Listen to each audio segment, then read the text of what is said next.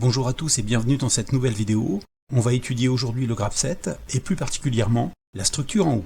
Pour étudier celle-ci, je vous propose de le faire en deux étapes. La première un peu plus théorique où je viens vous expliquer comment on construit graphiquement un graphe 7 avec structure en haut. Et puis la seconde un peu plus ludique où on mettra en application la théorie vue précédemment autour d'une animation représentant un process industriel de tri de pièces.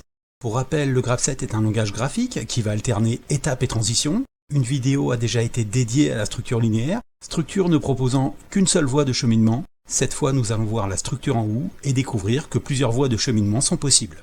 Le graphe 7 étant une représentation graphique, la structure en haut aura une représentation particulière. Vous allez voir que c'est très simple. Il s'agira de dessiner un grand trait horizontal duquel partiront en aval les différentes voies de cheminement proposées. Comme précédemment, les lois du graphe 7 seront ici respectées, c'est pourquoi il sera impératif de s'astreindre à une alternance étape et transition. Le passage d'un cheminement unique à plusieurs voies de cheminement s'appellera la divergence en haut. Quant au passage de plusieurs voies de cheminement à un cheminement unique, symbolisant la sortie de ma fonction en haut, elle s'appellera la convergence en haut. Comme vous l'avez compris, la structure en haut est graphiquement simple à réaliser, puisqu'un simple trait horizontal représentera l'entrée dans ma fonction haut, donc ma divergence en haut, et qu'un second trait horizontal de même type représentera la sortie de ma fonction OU, et donc ma convergence en OU.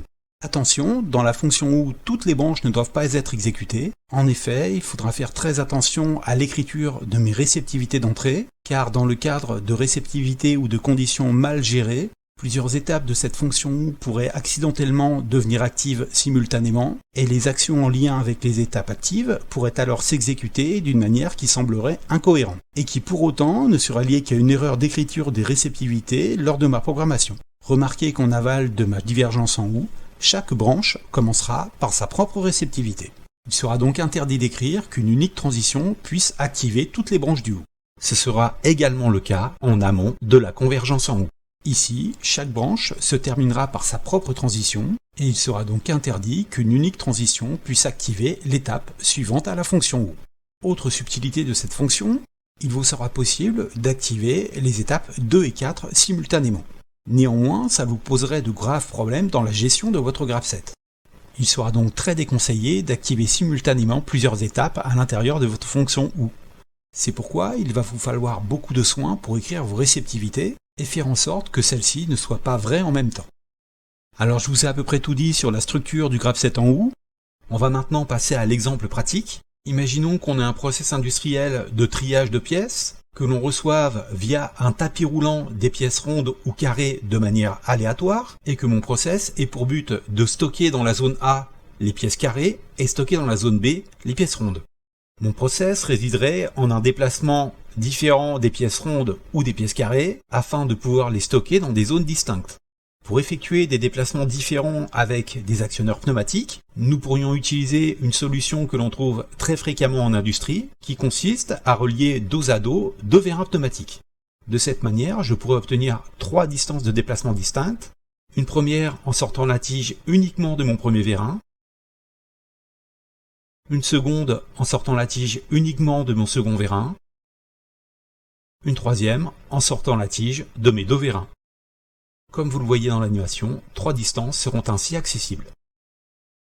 Autre solution rencontrée également en industrie, qui consiste en la mise en translation d'un premier vérin sur un support coulissant, permettant ainsi d'obtenir trois distances distinctes comme vu sur l'animation. Alors lors de ce process, j'ai décidé de prendre la première solution, et vous ai présenté donc la solution avec les vérins dos à dos. Je vous propose ici un graphe 7 de programmation permettant de faire tourner ce process. Alors comme vous le voyez, nous avons tout d'abord l'étape 0, étape d'attente, puis si les conditions initiales de démarrage sont présentes et qu'un opérateur appuyé sur le bouton poussoir marche, alors je désactiverai l'étape 0 et activerai l'étape 1, ce qui aura pour effet d'activer l'action en lien avec cette étape, et donc la mise en marche du tapis roulant permettant l'apport des pièces à trier. L'alimentation du moteur de ce tapis sera donc faite par le contacteur moteur KM1. Remarquez également que cette étape numéro 1 aura pour effet de réinitialiser mon compteur. En effet, à chaque fois que cette étape sera active, la variable C de mon compteur sera remise à 0. Pour continuer l'évolution de mon graphe 7, j'ai une divergence en OU qui se propose à moi, et trois voies de cheminement me sont accessibles. Une voie permettant de trier les pièces rondes, une voie pour les pièces carrées, et une dernière voie gérant le tapis d'apport de pièces lorsqu'il est vide. Cette dernière voie nous permettra aussi de vérifier si les zones de stockage des pièces ne sont pas pleines. C'est la partie de la réceptivité capteur S11 au capteur S12 actif qui permettra d'effectuer cette vérification. Et bien évidemment, vous n'aurez pas manqué de voir que les variables utilisées dans ce bout de réceptivité, c'est-à-dire capteur S11 et capteur S12, avaient déjà été utilisées sur la voie de traitement des pièces rondes et sur la voie de traitement des pièces carrées.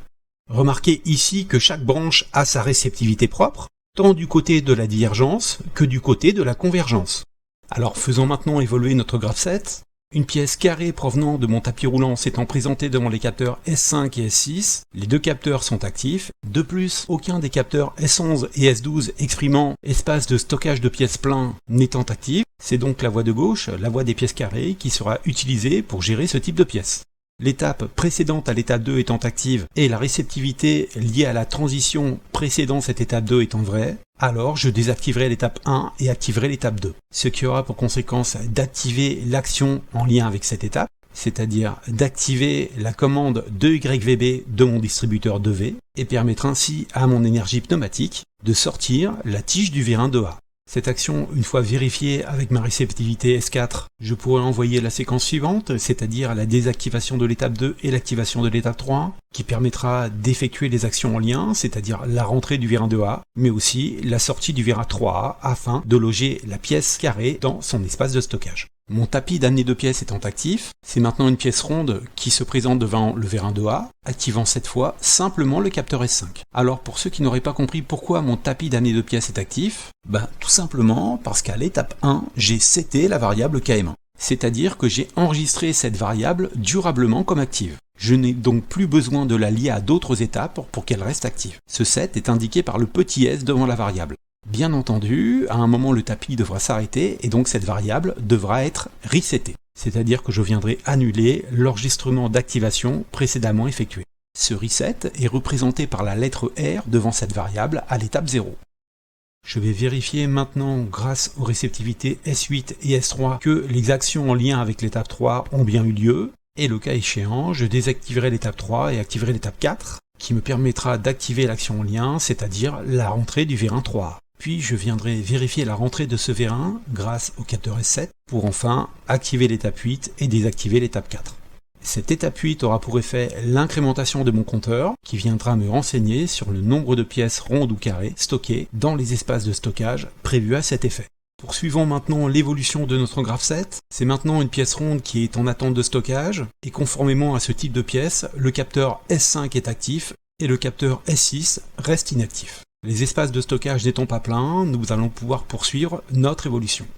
Celle-ci passera par la désactivation de l'étape 8 et l'activation de l'étape 5, ce qui aura pour effet d'activer les actions en lien, c'est-à-dire les commandes de distributeur 2YVB et 1YVA, qui en changeant de position permettront à mon alimentation pneumatique de faire sortir les tiges de vérin 1A et 2A. Ces sorties de tiges permettront l'amener de ma pièce ronde devant son espace de stockage. Après vérification des actions en cours grâce aux capteurs S4 et S1, j'activerai l'étape 6 et désactiverai l'étape 5, permettant ainsi de rentrer les tiges de mes vérins 1A et 2A, mais aussi de sortir la tige de mon vérin 4A afin de stocker la pièce ronde dans l'espace dédié à cet effet.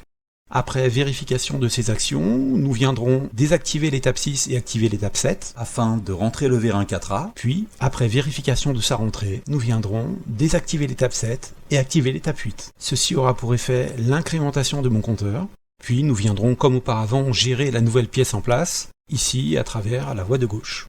Alors je pense que maintenant tout le monde a compris comment on venait écrire et gérer une fonction OU au niveau d'un graph7. C'est pourquoi je vais accélérer la vidéo afin de faire défiler rapidement les prochaines pièces à venir gérer. Alors comme vous pouvez le voir, on est sur un système automatisé, donc finalement les mouvements sont très répétitifs. On a pu observer la voie de gauche de ma fonction OU gérant les pièces carrées et la voie de droite de cette même fonction gérant les pièces rondes. Et ces mêmes voies vont être utilisées pour gérer les différentes formes de pièces. Et ceci jusqu'à ce que 3 situations possibles se présentent. La première, que le tapis d'amener des pièces soit vide, c'est-à-dire que ni le capteur S5 ni le capteur S6 n'aient été activés durant 2 minutes. On estimera qu'au bout de 2 minutes, si aucune pièce ne s'est présentée devant ces deux capteurs, c'est que le tapis est vide. La seconde situation, c'est que la zone de stockage des pièces rondes soit pleine, et c'est le capteur S11 qui par son activité m'informera de cette situation. Puis, troisième et dernière situation, que ma zone de stockage de pièces carrées soit pleine, et là, c'est le capteur S12 qui m'informera de cette situation. Dans les trois situations, mon grab7 me ramènera à l'étape 0, l'étape initiale, qui est ici en lien avec deux actions. La première, le reset du contacteur KM1. Alors pour rappel, ce contacteur avait été seté en étape 1, c'est-à-dire qu'on avait conservé en mémoire son activation. Il a donc continué à être actif tant qu'il n'a pas été reseté. C'est donc une des actions que nous allons faire à l'étape 0. Puis pour la seconde action, l'activation de KM2, autre contacteur, j'avais prévu qu'il soit là pour avertir l'opérateur que la machine s'était arrêtée et qu'il lui fallait soit libérer la zone de stockage pleine, soit refournir en pièces le tapis d'alimentation. Comme on peut le voir sur notre grab7, c'est le capteur S11 qui va me ramener sur l'étape 0, capteur indiquant zone de stockage de pièces rondes pleine. L'activation de cette étape entraînera l'arrêt du tapis d'amener des pièces et avertira l'opérateur que la machine a besoin de son intervention. Alors voilà, c'est à peu près tout ce que je voulais vous dire sur le grab7 en haut. Cette vidéo est maintenant terminée. Merci beaucoup et à très bientôt.